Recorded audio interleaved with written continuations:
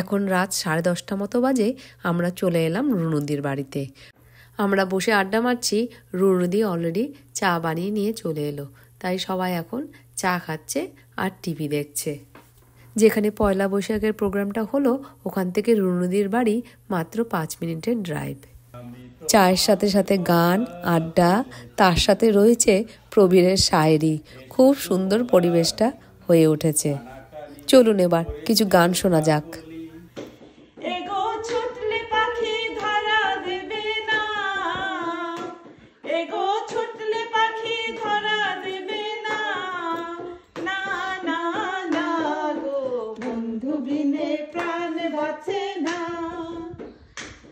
আমি রব না ঘরে, বন্ধু বিনে প্রাণ বাঁচে না।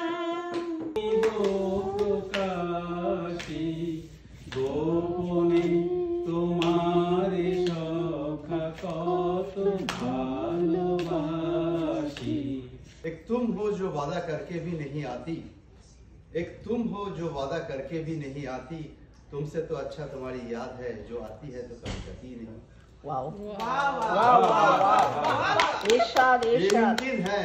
ये मुमकिन है कि ठंडी आए और सरसों पीली हो, ये भी मुमकिन नहीं कि बारिश आए और छात गीली ना हो, मगर ये भी मुमकिन नहीं कि तुम्हारी याद आए और मेरे आंखें गीली ना हो।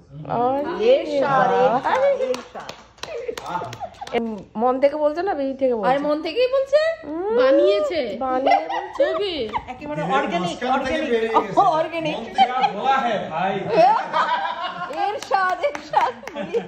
আড্ডা দিতে দিতে কখন যে রাত্রে 1টা বেজে গেছে কেউ বুঝতেই পারেনি। আজ নিশিতে কাছে থাকো, না বলো না সুন্দরী গো, দোহাই দোহাই মান করো না। আমার পরানো যাহা চাই, তুমি সুখ যদি নাহি পাও, যাও সুখের সন্ধানে যাও, তুমি সুখ যদি নাহি পাও, যাও সুখের সন্ধানে যাও।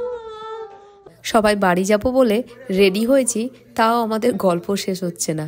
আমরা দাঁড়িয়ে দাঁড়িয়ে এখন গল্প শুরু করে দিয়েছি। আহারে, বাচ্চাগুলো টায়ার্ড হয়ে ঘুমিয়ে পড়েছে। চলুন এবার তাড়াতাড়ি যাওয়া যাক। রুনুদিদের বাড়ির থেকে আমাদের বাড়ি যেতে প্রায় 1 ঘন্টা মতো লাগে।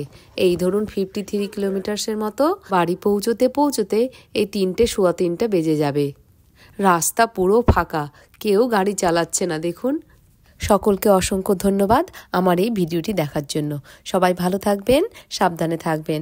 আবার দেখা হবে একটি নতুন ভিডিওতে। টাটা।